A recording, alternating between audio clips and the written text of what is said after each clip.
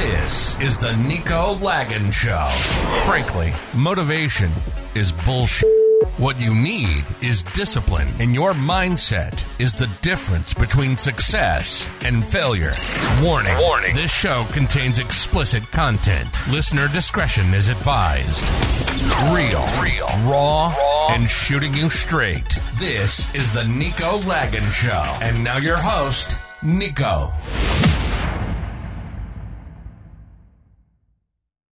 Hey, what's going on? Welcome to another episode of the Nico Lagan Show. I'm with my boy here, one of the fucking craziest up-and-comer Canadian fighter. UFC soon. They will give you a call. I fucking know it. Fuck yeah, You're probably my favorite Canadian fighter, I have to say, man. I fucking love the mindset. That means a lot, man. Thank you. I'm with Mateo Vogel. What's going on, bro? Hey, I'm doing great, man. So tell me, man, for the people that don't know you, who are you, what do you do, and why the fuck do you do it? I'm a professional MMA fighter. I'm currently the 145 champion for BFL. I honestly fell in love with martial arts as a young man, or as a young boy, I should say. And then I fell in love with martial arts as a kid, and it's just become my fucking life. I just can't think of anything in life that doesn't really relate to fighting. Yeah. So just where I am for me is just such a natural state, I'd say. I feel like if this was a different century, I'd be doing the same fucking thing. Except maybe with an axe. Probably. Yeah. I find out interesting is the second time that we sit down, and I fucking love your mindset. Like, you are just strong. You're strong mentally, but you're just hard. And you can't teach that. You cannot teach somebody to be mentally strong. You can't. No. I think it's a gift. You have it or you don't. And anyone that's seen you fight, you're kind of an idiot when you fight too, because you're very emotional, but you're so fucking strong. Like, mentally, the guy drops you, you get dropped almost every fucking fight, but somehow you get back up and you continue doing what you're supposed to be doing. And to me is a perfect analogy for what life's going to throw at you, right? Life is always going to fucking kick you down. Why do you get back up? Why? What tells you to get back up? What the fuck's going on in your head? I honestly think, well, part of it's because I'm a fucking psycho too, and it's my nature. But I've been like that since, you can ask my parents. I've been like that since I was a little boy. Yeah. I used to get in fights with other little boys. I guess this shit started before kindergarten. Yeah. So I was hitting other kids and stuff. My parents knew I was an aggressive kid. It scared the shit out of my mom. Just how aggressive I was. not that I was I didn't have sadistic tendencies. I always loved animals and loved. You didn't kill you didn't kill cats and dogs. It's nothing like that. It's just I've got fucking. If somebody pushes me, I have this thing in me. I just got to push them back. Yeah. You know what I mean? It's just sometimes that's punch them back, but it's in my nature. But why do I get back up? Honestly, I think fighting for me is also a metaphor for life in general. It's an extreme metaphor for life. Yep. Because life at the most basic level, if this was us living in nature, obviously we would literally have to fight. Yep. But us surviving in a modern world is more of a metaphorical fight. Yep. In terms of just the fight to succeed, the fight to get ahead, but not... Also, the fight against our culture's fucking norms too, right? So just kind of to truly be yourself in the world. You know what I mean? It's a big thing. So I think I'm really a rare case because I'm living my actual purpose. I'm living something which is quite literally what I think I'm meant to do. And yeah, so I think maybe I can be a more authentic version of myself because of that.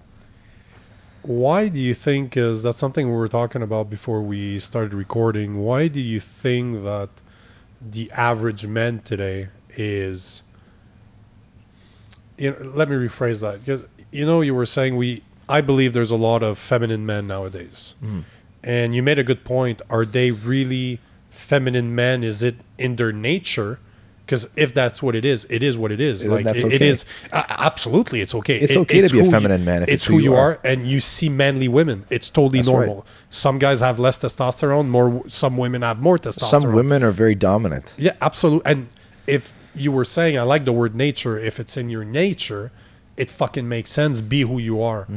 But how the fuck do you explain, and you're younger than me, like you're almost 15 years younger than I am, and how do you explain all those guys today that are scared to be manly? Like, you know that fucking term, toxic masculinity? Yeah. Fucking hate that shit. This is so much bullshit. I hate to hear it, but our society now is trying to make men feminine.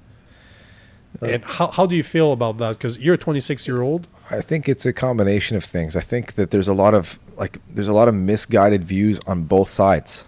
There's a lot of just misguided notions of what we should be, right? Like the reason why there's all this pain and all this issues too, like, is that it's the result of weak men also. Like, weak men are the ones who do these fucking terrible behaviors. When they talk about toxic masculinity, when they talk about like violence and fucking assault, horrible things, those are weak men that do that.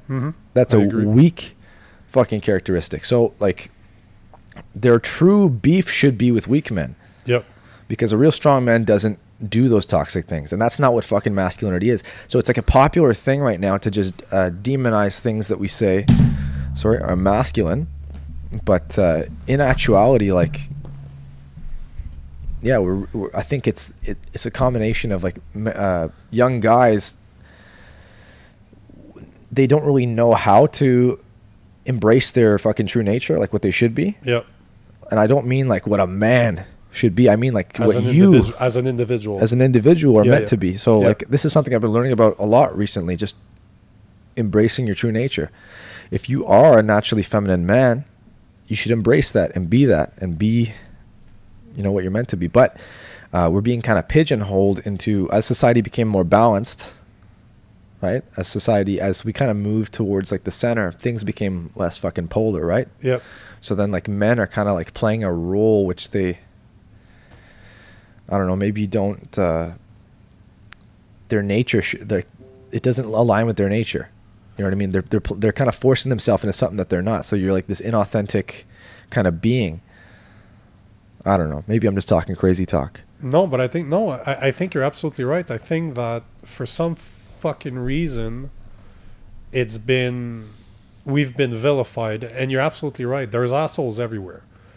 And those assholes are the ones that are putting a bad name on every single man out there. Because I'm sorry, I've never, I'm taking this back. I'm not fucking sorry.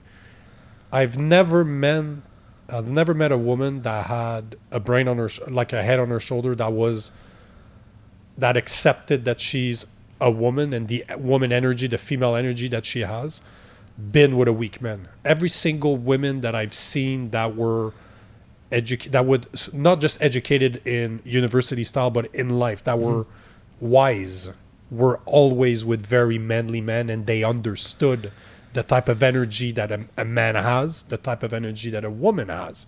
And nowadays, you said it perfectly. We tend to try to be in the middle. Women are acting like men, and men are acting like women, and we wonder why our fucking society's down the toilet. But they're not attracted to us anymore when you act like fucking neutral like that. Yeah. But why do you need it? Why would I need... If you look at my girlfriend, she is polar opposite of what I am in almost every single aspect. She's kind, she's very soft, she's a very good person. Her heart is humongous. I'm more aggressive. I have a lot more energy. I take a lot of risk. I'm not scared to fail. I'm not scared to get hurt. She's on the other side, where her and I together, I don't believe in that shit where somebody completes me. She doesn't complete me, but she complements me very well. And I like that. That to me, a man and a woman, we are opposites. A man and a woman, yes, there's overlap. There's things that we are similar, but we're meant to be opposite. So why would the fuck I be with somebody that's exactly like me? What does that person bring to my life, to the equation? And this is what you're talking about, I think, where we're so stuck in the middle, men and women. And why do you need to be in a relationship with somebody that's exactly like you? What the fuck does it bring you? Well, we've fucking depolarized it, right? We're both playing roles that are kind of weird for us. Yep. And then society's telling us that we should do that, right? Like it's not right to act this way. Yep. It's not right to be aggressive or to say what you want to say, but in reality, if you don't really speak it, if you get in the habit of not speaking your mind, Yep. you deny yourself, Absolutely. your true nature. 100%. And that's like that's a skill in itself, like to be able to tell people things. So like when I was younger, I was a bit shy. I started becoming shy. I got my first job, right? And people told me you can't be a certain way, so like you have to be nice to people and whatever. So I learned like manners essentially, but like it's not until I'm becoming more of like a man now that I'm comfortable to tell people what I really think, like and I do that from actually a place of caring. I don't do that to be mean to the person, right? If I tell them that their mount escape sucks, I say that because I want them to improve it, right? I'll be like, oh, it was terrible, that rep you did. And I don't mean that like fuck you, but by me being honest with you, I'm giving you, in my opinion, more of a gift than if I'm just it was okay. You know? But that goes with another part that absolutely blows my mind, where because you're participating, you should get a medal. No, fuck you, you shouldn't. There's somebody that's going to be the best, and there can only be one. And if you believe that you want to be the best, fucking put the time in, sacrifice, do what you have to do, build the discipline that you require to get there. And maybe if you believe it strong enough, you'll actually get there. But put the fucking work in. Don't tell me that participating is enough. It's not a good thing to teach people, man. Yeah, it's not a good thing to teach people that like that everybody gets a prize. It's not. It eliminates the whole idea of fucking hunger in the first place. Yep. Desire. Yep. Kids are not even excited about. You think kids are excited about their participation medal? I couldn't believe. I don't believe it. No. They're like for sure they're not. No, it can't be. Kids are not stupid. Kids are like, this is kind of weird. I didn't really win anything. Yeah, I just showed up. Yeah. So like, I don't know, like, just the mentality that breeds. But yeah, like what I mean is, what I was getting at before was just being comfortable to fucking be your true self in the world. That's more of a service to the world. It's more of a gift to the world if you can actually be yourself and not be like this fucking castrated version of yourself. So you're again, I accepted that in my 30s. Like I did not have mentors to show me that it was okay, because I believe a lot of the problems you're talking about, there's a lack of guidance. We don't have a lot of good resources, coaches, and I think this is one of the advantages of being in martial arts, is that if you're lucky, you get a coach, and a guy like Jeff is like that too. I'm ready to bet that he doesn't just talk about martial art. There's a lot of philosophy behind martial arts. There's a lot of depth to his teachings in general. Jeff's a really, really, really intelligent person. So like, there's a lot of depth to his thought. It comes from a different place. It's not just martial arts. Yep. Martial art is a way to apply it. You can apply the philosophy in martial art, but the same philosophy applies to real life. And it's incredible because I don't want to say that you have the chance, but you have Peter and you have Jeff that are both they're both extraordinary coaches, and I know that they play a big role into your development, the way you think, your mindset, because you do not have the mindset of a 26-year-old. Some of the things you're talking about, I discovered in my 30s because nobody was there to teach me. I had to figure it out for myself, do research, and I fell upon great psychologists like Mr. Peterson. But you have the chance to have that. Do you think in regular men, and we're talking 20s, 30s, even 40s and 50s actually, but do you think that mentorship is what is helping you become who you are, or at least accept who you are? Because those people are telling you, listen, this is fighting nature, you'll always lose. Every single fucking time, there's no point fighting your nature. Be who you are and learn to fucking accept that. I think it's also just a less exhausting way to live as well. That's a good point. As soon as you start kind of just embracing yourself, say what you actually think. I like Jordan Peterson's rule, which is always tell the truth, ... or at least don't lie. Yep, agreed. So by being like a truthful person, by saying what you think, you might hurt a few feelings along the way, but ultimately you gave like fuck your feelings, brother. Your feelings. But yeah, you gave that person a piece of the true you. You didn't give them you with facade, right?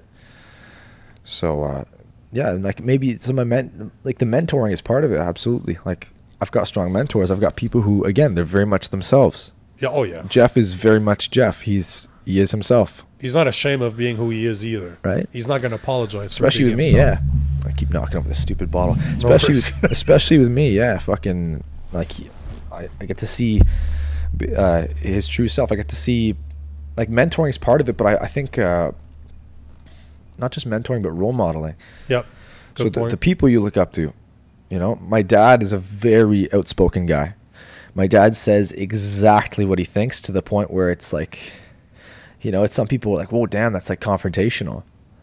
And sometimes my dad was a bit confrontational. Is he passionate too about what he says? Yes. Yeah. My dad will not. There was no passive aggression in my household growing up. There was none. I did not grow up with sarcasm or passive aggression or manipulative things in my household at all. Like, my household was fucking super to the point, straightforward and honest. You fucking did this and it pissed me off. You know what I mean? But like, is that maybe a healthier way to kind of express yourself, to tell somebody exactly what's upsetting you or exactly what you think? So like, I grew up in a household that was very honest like that. My dad's a super honest guy. Right, so I think the people we look up to, and then the guys that my dad would also kind of point out to me when I was a kid, the guys that he would get me to look up to, like hockey players or things like this. He would tell me like a trait about that person. He would be like, this guy is like one of the toughest guys I've ever seen, and like he would highlight like really positive things about that person. So then in my head, I'm like, yeah, that guy is really fucking tough. And like, as a little boy, I want to be just like him. I want to be just like that guy. And my dad would show me this hockey player. He got his face broken, and he came back in the same game and he scored 3 goals. You know, so I looked up to that, and I'm like, man, that guy's a badass. So I wanted to be like that when I was a kid. And so like, from a young age, I started trying to emulate that. And I think that comes through in my nature today also. In a fight, you guys have seen me get fucking busted up. I've been dropped. I've been caught in knee bars, had my legs cranked, and like come back, and the mindset is still eyes on the fucking prize. Do you think that comes from your father? I think so. Because that's another thing. Like I was talking mentors, I was talking coaches, but I do think that it starts at work. I did not have a strong man in my life when I was young. There was nobody to teach me the ropes, if you will.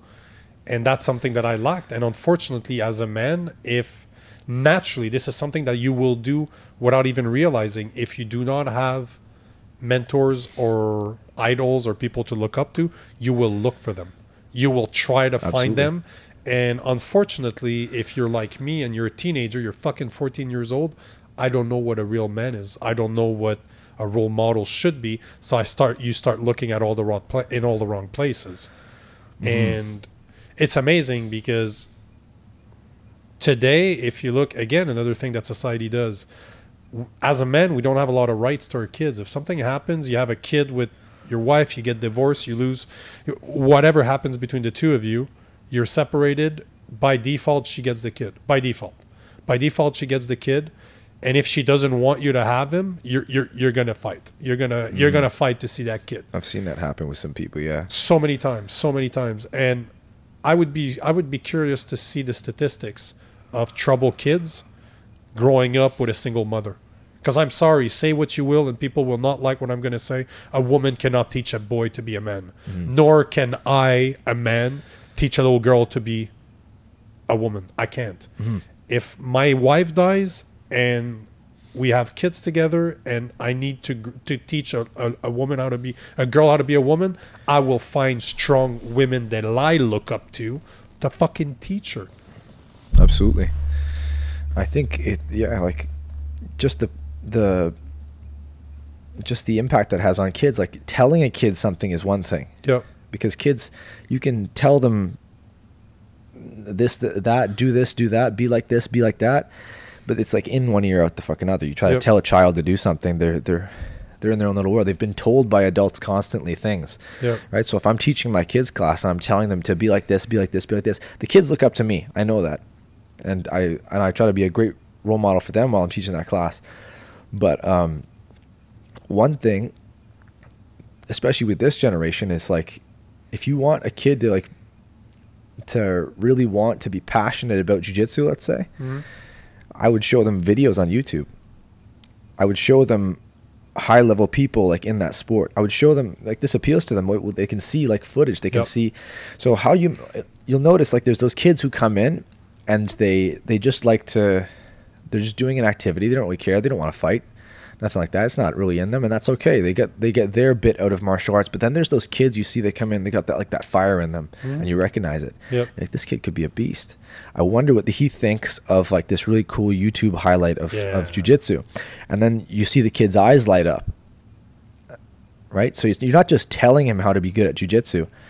You're showing him another man that's really fucking good at it. And then you see his eyes light up. And then the next thing you know, this kid wants to sign up for all the tournaments. And he wants to be just like that person. So I think that is even more powerful than sometimes telling a child to be a certain way. Like they're going to emulate. I think it's in their nature to emulate anyway, right?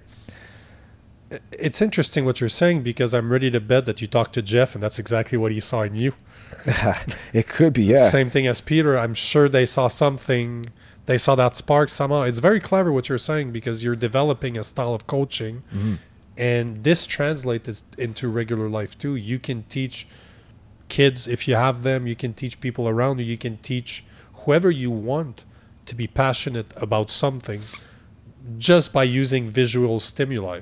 Just because I'm a very visual person. If you draw me something, you show me a video, if it interests me, I'm hooked. You're absolutely right. That's very clever. Especially little boys. Oh, yeah. Little boys of this generation, the one after mine, they fucking love YouTube videos. Well, they grew up on that. It's been there since they were born. Yeah. I see them. What are they doing? Oh, they'll show me this thing. It's somebody playing a video game on YouTube. I'm like, oh, yeah, watch this thing on YouTube. Yeah. And they'll check it out. They'll be like, whoa, that guy just got elbowed in the face. Yep. You know, and then you see them light up, you know? Is that something that eventually you want to do? Like, because right now I know you're still fighting. I don't know if you've thought about 10 years from now, but is that something that you want to do? Help? You know what? You're a weird guy. We agreed to this. I think most fighters in general are fucking weird. I'm a very strange person too, but I love, and I think you're like that too. I love to help people. And there's ways I'm good at like there's some things that I can do very well, some not. But in your case, is that something that you see? Because I see you're passionate about teaching. Just the way you're talking right now, you're passionate about teaching. This has been a recent progression though, because like when I started teaching, honestly, I started teaching as a job. Yeah. Started teaching making as a gig. money. Yeah. I started teaching my first classes when I was like 16, 17. Okay. Super immature and like shy to like fucking look people in the eyes. And then they started me with kids, right? And with kids, again, I was doing that as a job for a different gym, right? I was doing that as a gig because that's what the other competitors did for a job to make money. And it had been like that for a while, but like I'm finding as I mature, and especially since being at this gym, I'm very invested in the students, and maybe it's age and maturity, but now like I genuinely, if I see somebody doing something wrong, or if I see somebody who is struggling with something, I genuinely have to help them because I'm like, because I want to see them succeed. So my motivation, I think, has changed a little bit. Now I'm 26, so I think I am more invested in leading people than I had been previously. So I'm starting to see that. I'm starting to see that with some of the amateur fighters, and I feel like a sense of responsibility for those people who are looking up to me. And maybe that didn't click until a few pro fights in, that people are looking up to you. Yeah. People are always watching. And this is something I'm discovering on social media. Even if people don't comment, people are watching. People are, if you appeal to them, they might not comment, they might not tell you about it, but they're watching. That's interesting to me. That's very interesting. You got to keep in mind, especially if you're teaching kids, they're watching you. They're watching me. Oh, they're always watching you. Whatever you're doing, they're watching, and if they look up to you, they might emulate. So they're watching me getting cut open. They're watching me elbow somebody in the face. So. But again, that's my true self, and they get to see that. How would you, if you're thinking about a 20-year-old somebody similar to your age that doesn't accept. Maybe they don't even know who they are. Actually, a lot of people, even in their 50s, don't fucking know. But is there something that you can tell, that you could suggest for those men that are trying to discover themselves, how to become what they're supposed to be? Is there something you can say to help them out? You know what I'm saying, right? Do you recommend something? I think everyone's situations are so unique. Yeah. It's kind of hard to say like a general thing, but what I can speak on is my own experience, which is martial arts. Yep. So in my own experience, a lot of people who come through these doors don't want to be competitors. No. They don't care. Or they don't want to be fighters anyway, I should say. They might compete, but yeah. That's right. So like competitors are a small little section of the people who sign up. Of course. And an even smaller section of competitors are fighters, and then an even smaller piece of that are people who want to be professional fighters, yep. And then an even smaller piece of that are people who want to be a champion. Yep. A smaller percentage of that are people who actually do become a champion. Yep. So in terms of like the massive walks of life that we both see, walking into gyms, doing martial arts, like it gives them an entirely new perspective on life, whether they're a web designer or whether they drive a bus or whether they work on cars, whatever they do, a construction worker, whatever. It gives people a completely different mindset, and you see the switch in them. Yep. You see the groundedness that it gives them in life, and then you see like we said, fighting is a metaphor for life. Mm-hmm. But you see like what it does to help transform that person's life in their own little avenue, right? They translate that to whatever job they have, to their family life, to their relationship life, to their social life, to the way they hold themselves, to the way that they walk down the street. Martial arts affects that. It gives them like a groundedness, and it gives them I don't know, man. I feel like it puts everything in the context. I think it teaches you a lot about yourself too. Yeah. I think that you look at jiu-jitsu, for example, you start as a white belt, you're going to get tapped. The next couple of years, bro, you're going to get tapped, and you're going to get tapped a lot. And most people are not used to failure. Most people are not. It comes back to what we were saying earlier, where you've been giving prize for participating your whole life, and then you finally get the courage to step into a gym, because let's not lie to each other, it takes courage to walk into an MMA gym where you know that there's a bunch of killers there. There's literally a bunch of killers in there, and I'm brand new and I want to try out. It takes balls to do it. It does. But then that's just the first step. Then you learn to fail, because man, if martial art taught me something, I fell, and it's okay. You can fail 20 times in one single class. I know. You're going to get tapped 20 times. There's a huge anxiety around that. When you talk to people my age, the idea of failure scares the shit out of them. They think that, like, because, I don't know, from speaking to people who are in school and stuff, and who are, obviously people want to study hard and they want to work hard, but like, people are deathly afraid to fail or just not do well or just come short of their expectation. It just hits them so hard. Yep. Right? And then, like, for us, we've failed so many times, we laugh about it. It's hilarious. You know, if I get punched in my face, I'm not, like, at this point, is that like you see somebody come in, they spar and they're new, they get hit in the face, what do they do? Yeah, they freeze. Oh fuck. Or they freeze. Yeah. They freeze. They either get really angry or they freeze or whatever. But then, like, I don't know, the people who we've been punched in the face so many times, we get hit and you kind of just don't think about it and you just kind of keep going with it. You know what I mean? Like, we don't internalize that failure. Like, my wrestling coach was giving me a good talk maybe 2 years ago or a year and a half ago. And it was from a fight where I was hungrily, like, chasing single legs and trying to go for these takedowns that were kind of there, and I would just kind of muscle them, and I got the takedown about 6-7 times. And he's like, bro, he's like, you're so afraid to lose the takedown.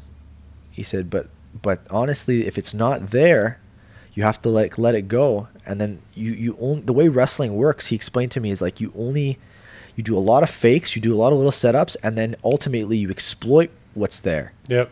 And that's it. Mm-hmm. He said, if you look at the best guys go against each other, the highest level, most of the things that they do to each other don't work. Yeah, of course. You're facing somebody that's actually good. Yeah, of course. So they will fail, Yep. fail, and somebody will finally score. Because the highest level of any sport, it's very common to see the match ends from a slim margin. Yep. Neither of them knock each other out. It can happen. Yep. But like how many times do you see two of the best guys? Oh, it's this super hyped fight, and like they kind of one up each other, or they almost draw. You know, most of the things they do to each other fail, but they're still like composed. They're not angry about it. They're poker faced. Their eyes are on the prize. They've just missed something, or they failed takedowns. It doesn't affect them. They failed and they failed and they failed and they failed, and they were almost expecting to. Do you think because no doubt about it that martial art has changed my life, no questions about it. I would not be where I am today. I wouldn't have the mindset, I wouldn't have the mental capacity that I have today if it wasn't for martial art. And I like to say it's forged me. Like, martial art has forged me as a man. Do you think On the anvil. Yeah, man. Yeah. And I was not the hammer. No. I was definitely not. Now As you that are. little piece of metal that got fucked between the hammer and the anvil. Yeah, man. It's and I think that men, especially little boys, it should be. I don't want to say mandatory. I don't like the word mandatory, but it should be highly encouraged that they try martial art. Not and again, like you said, most people will never compete, will never be fighters, and that's all good. Only a tiny portion of people will become fighters, but every single person I've ever met that's done martial art and stuck to it for a while changed for the better by a lot. Like, they evolved. They didn't change. They evolved. They evolved into something that was way better. Or did they become more themselves than they were before? Maybe it's, I know one thing, a lot of my confidence comes from martial art. Like, it came knowing that I can walk down the street at any given time and I can defend myself, I can defend my loved ones, has always put a lot of confidence in my veins.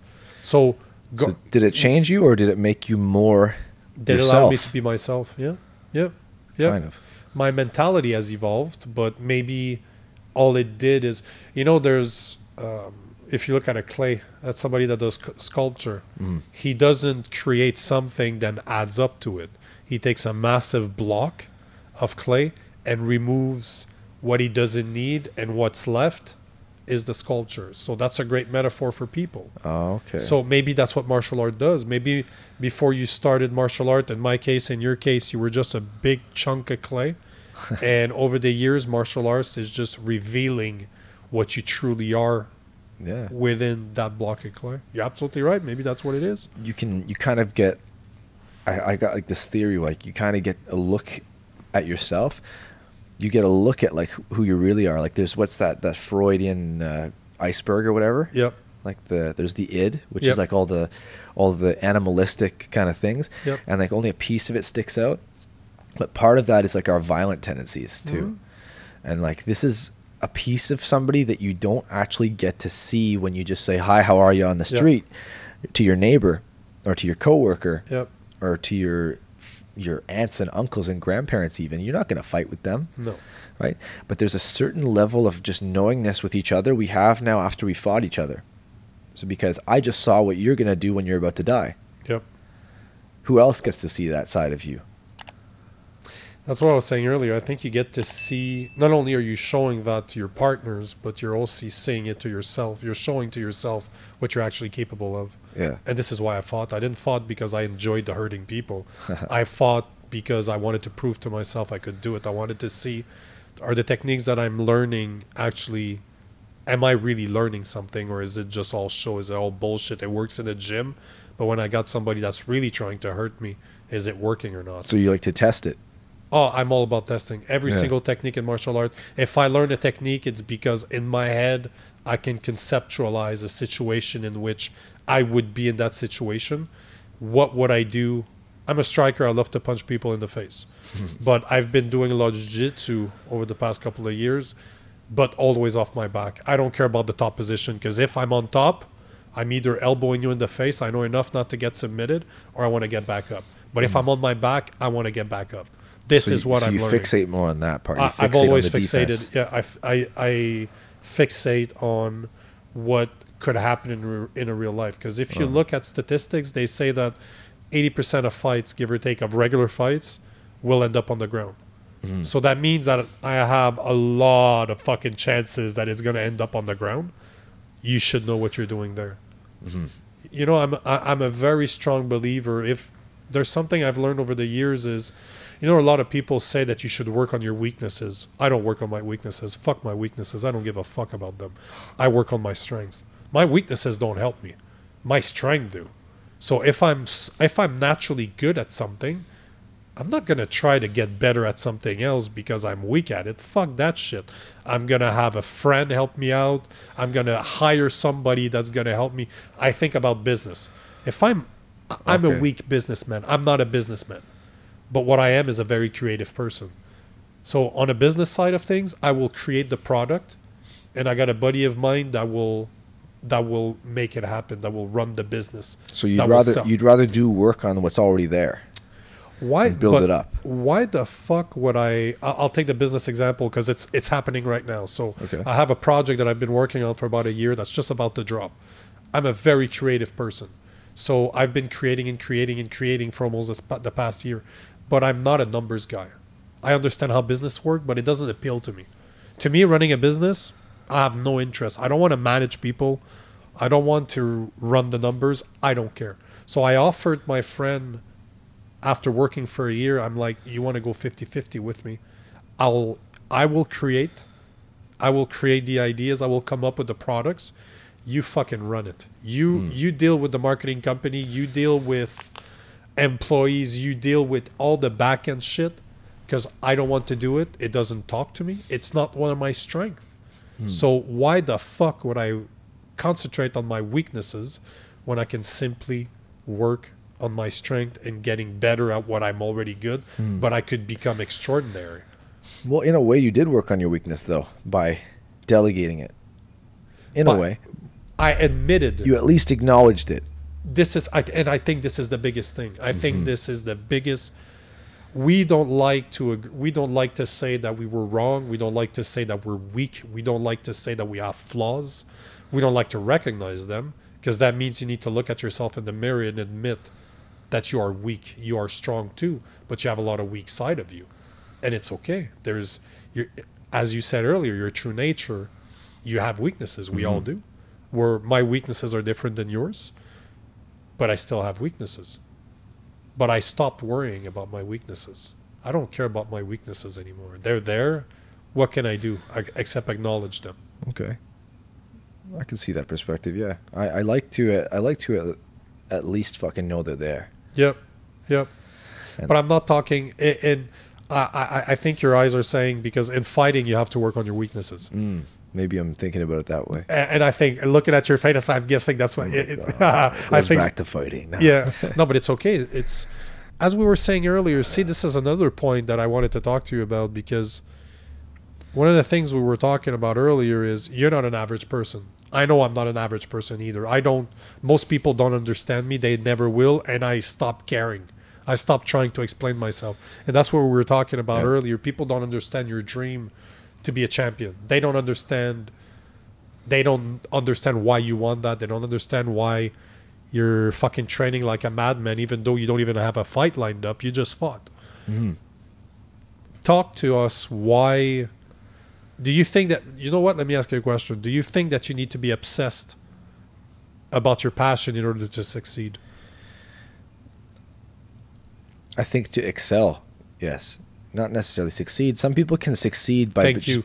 You know what? Great fucking point. So let me rephrase that. Do you need to be obsessed about your passion in order to excel? I think so. I think there needs to be some level of obsession or fixation on anything that you're going to truly be great at. Yeah. Because we can succeed at things that we don't actually really care about because we just know that we have to. Yep. You can succeed at school even if you hate school because you just studied really hard. But you don't fucking like it. You're not fixated on it. As soon as it's done, you're not going to be... well, maybe if you're passionate about it, you will be reading about it still and learning about it. Like if that's your passion, yep, right? That's what you're what you're into and what you're looking at, what you're reading at, what you're fixated on, yeah. So you will naturally excel. I think that the product, I don't think that we're in it for the result. We're in it because we love the actual process. I love the process of fighting in martial arts and combat and warriors and war and these things. I love the technical concepts of this. I love the idea of combat. It just, maybe not, like, I'm obsessed with the idea of combat. Yep. I fixate on it. Yep. Even my hobbies. Yep. I like history. I like history of war. I like generals. I like tacticians. I like warriors. I like things like this. But like, I see fighting the same way. Whereas it's something that the people who are best at it were the ones who are fixated on it. Yep. Right. To be like a great general, that's like a special kind of person too. Mm-hmm. To be like somebody who's intelligent with tactics, that's like a special kind of person too. That's not just like an end goal, as in like win the fight. Win the fight is fucking vague. Absolutely. Win the fight is vague. If you go into a fight saying like, well, I just want to fuck the guy up, I want to win the fight. Yeah. You've just communicated to yourself something so indirect. Yep. That you've created such a chaotic thing, which some people thrive in because that's their thing. But like, in my opinion, the matches I've done the best, or the fights I've done the best, is when I laid out not winning the fight. I laid out a path of execution, which is things I want to do. And that's what I'm passionate about. But yeah, man, like, you lay out if I lay out like that path, like, to victory, if I lay out that I want to land this technique and I want to try and work this setup to this takedown. Yep. Because I know it's going to work really well against that guy. And when that fails, I've got this follow-up because I've been repping that follow-up. And I want to be able to hit this move. So when I go into matches thinking about moves I want to hit and things I want to do, the result is just going to come. And so this is where like my passion and my obsession of the fixation kind of comes in. Because I'm like fixating on things I like to do. It's not necessarily just because I like to win that I do well. Yep. It's because I fucking obsessed about the techniques, the tactics, I'm obsessed with that. I'm obsessed with this move that I can do to you. You know what I mean? I'm obsessed with... Do you visualize at all? A lot, constantly. Yeah. Every second that I'm alive. You visualize yourself winning? You visualize how you're going to win? I've stopped thinking about winning as much as an older age now. I don't think about winning now as much as I think about these things that will result in winning. Okay, so you're not necessarily... So you're not thinking really about the result. You're more interested about the journey of that result, how you're going to get there. The execution. Execution, perfect. That's a good word. Execution will always outdo. It's a quote that Jeff told me. He said, "Proper execution will always." I'm butchering this quote.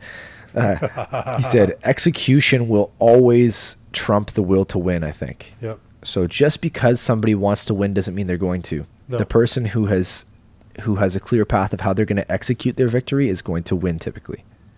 Imagine you have both. Mm-hmm. Well, when you have both, it's the combination made in heaven.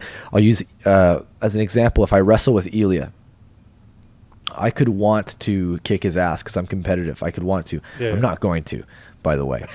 He's your wrestling coach? He's he's a super high level wrestler who's been working with us here, and he's helped me out a lot. But he's such a high level of wrestling that like what this guy is thinking of, and like he makes me think of this because when he talks, he's such a technically minded person. He follows steps, and he's so like, oh well, this leads to this, leads to this, leads to this. That's his mindset. Same way he's not an aggressive guy. But the same thing you think in jiu-jitsu probably. That's right. He's not an aggressive guy, so I don't think he really cares all that much about fucking dominating somebody. He's a very kind, actually seemingly gentle guy, but he's a technical machine. He's athletic as hell too. But he's when he goes with us, you can tell he's just this technical machine because he's got this process. He's already looked at you and seen like, okay, well, you're standing this way, so I now know that I can make you react like this, so I can do this. So that like process that this person is obsessing with in their mind, like they're actually into the fucking sport. Yep. You know what I mean? That's going to win. That's why he's kicking your ass. Yeah. It's not because he wants to kick your ass. He's just focused on the technique. He's just focused on the process. He's just focused on executing, like you said. And he just loves doing it. They just love doing it. I just love doing jiu-jitsu on people. Yeah. I love doing moves on people. I love catching people in arm bars. I love to choke people. You love to punch people in their face. Yeah, man. And you, like you said, it's not necessarily because you want to kick their ass. No. You just like doing it. For some reason, I enjoy doing it. Yeah. I stopped trying to understand why. I enjoy it. It brings me satisfaction. For But some like reason. when you were working with me and you were giving me like tools, again, you've got like a process to everything. Of course. You're like, this is to set up this, and this is Of to set up course. this, and this is why I do this. And when you're reacting a certain way, I've got this. So that laid out plan of execution is why you're kicking my ass, rather, not because you want to kick my ass. No, it just happens that me executing ends up you losing. Yeah. Yeah, you're absolutely right. It's a very good point. It's a very fucking good point. So when you talk about fixating, that's what I fixate on. I just fucking rambled on about that forever because it's always on my mind. But I think personally, I strongly believe that's what it takes. If you're going to be like the projects I'm working on right now, I'm always thinking about it. I've stopped 2 podcasts yesterday. Talking in the middle of the podcast, I snap my phone out because the person I'm talking to says something that makes me think about something. I'm like, dude, I'm sorry, I gotta write this down. I gotta buy this online right now. I do this all the time because my projects I'm obsessed. They're in my head all the fucking time. I wake up at 3 o'clock in the morning. Can't sleep anymore. I gotta go down and I need to write. I need to write down. I have notes. I have ideas. I need to put them on paper. I'm obsessed. I'm absolutely. You got that high obsessed. drive, man. Oh yeah, I'm fucking upset. I'm disciplined. I'm driven, and You very got that obsessed. German Shepherd drive. Just fucking. I have 2 German Shepherds too. Oh yeah, you do actually. Yeah, I've seen that. I Yeah, do yeah. have 2 German Shepherds, so but discipline is a thing, right? Like we were saying, you definitely. You know what? Let me ask you this: what do you think it takes to be a good man? What's a good man to you? I think it is like it is actually a caring role. It is actually, I picture leadership qualities, man. Okay. I picture leadership, and that could be and that's not to be misunderstood because that could be many ways, right? Just like a good man is somebody who can. I've been talking about authenticity a lot. Yep. Somebody who can truly be themselves, but somebody who can really give you their gifts. Yep. Like as a person, Mm-hmm. right? Somebody who, in the case we're talking about, it's like leadership. Okay, what's my gift that I can give? Right, my gift is that I can guide people to be, to pursue martial arts, or they can pursue something that they love. So I can give them guidance to that. Right, that's like one of my gifts. So like I think of being a good man as like a leadership quality, but also like a caring one, like to take care of people and take care of the people that you care about. Right, A protector. A protector, but also to be responsible for them. To be responsible for your own self and govern your own actions and things like that. But like to be ultimately responsible. So responsible for your action, responsible for your thoughts, responsible for the people that you love, protector. Your leadership qualities, that means you're not scared to get dirty. That's right. You do what it takes to achieve. Well, there's that quote always floating around on Instagram. People always put it on their reels. They've kind of beaten it to death, and I've seen too many people put it over fucking weightlifting videos. But like, it's that Jordan Peterson voiceover where he's talking about you should be a monster. Yeah. Oh, we talked about the monster before. Yeah. But like, what he means is, and then some people are like, oh, that is barbaric. But in reality, what he's telling you is, the best men are the ones who are very capable of being dangerous. Yep.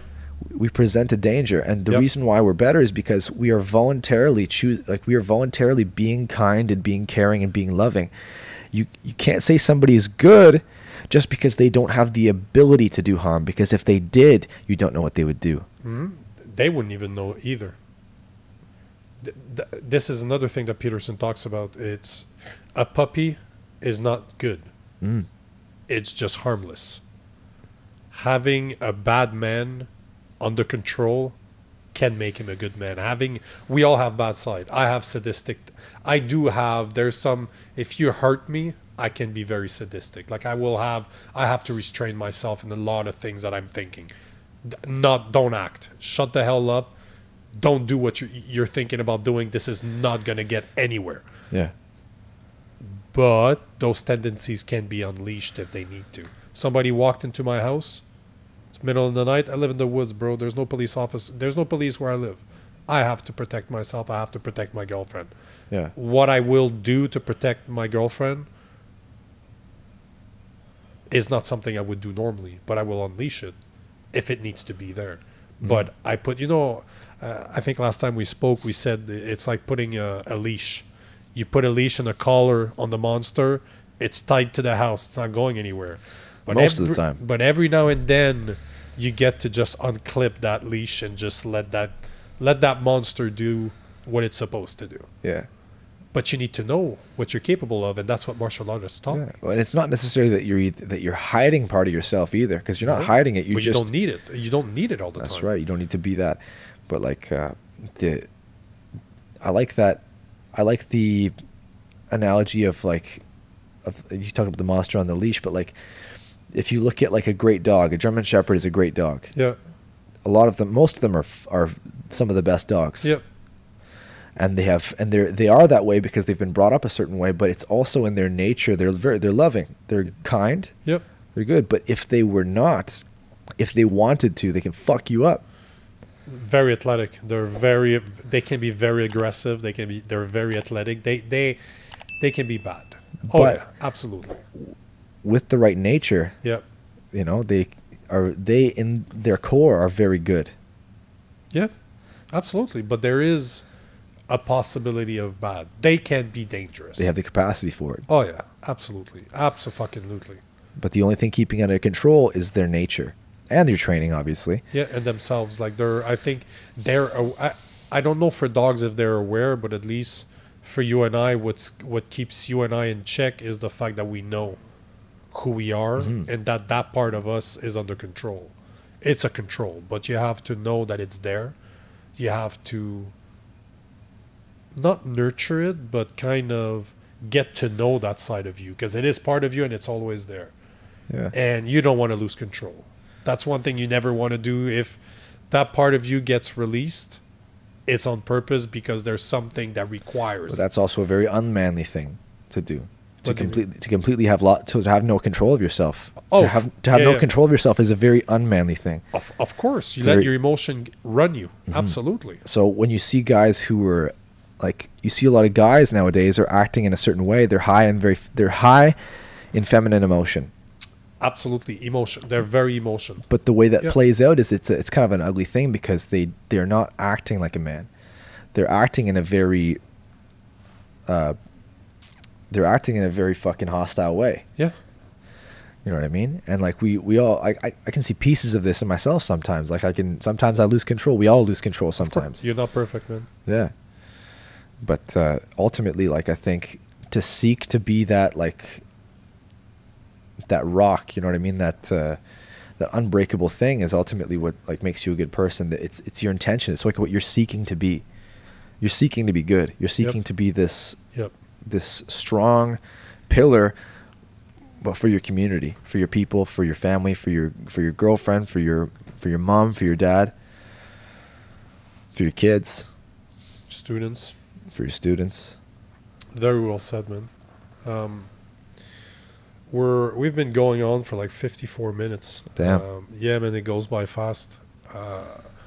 Do you have something coming up? Is there something you want to shout out? Is there something you want to put out there? We don't have anything really. I don't have anything confirmed or in the works now, but I'm looking at probably defending my title by come the fall time. Okay. So I'd say to stay on the radar for that. There might be news coming up at some point soon. But yeah, like that's what I'm working on, honestly, and that's where my head's at. My head is at defending that belt and putting on like another performance where I can really show off. And I can really show off my hard work and show off my skills. So thanks a lot for your time, bro. My pleasure, brother, as always. Thank you so much. You've been listening to the Nico Lagan Show. Nico has been involved in the martial arts for 20 years. He's a Muay Thai coach, focus coach, podcaster, and sought-after public speaker. We hope you've enjoyed the show, and we hope you've gotten some useful and practical information. We'll be back soon, but in the meantime, find us on Facebook and Instagram at Coach Nico Lagan and on YouTube at The Nico Lagan Show. See you next time.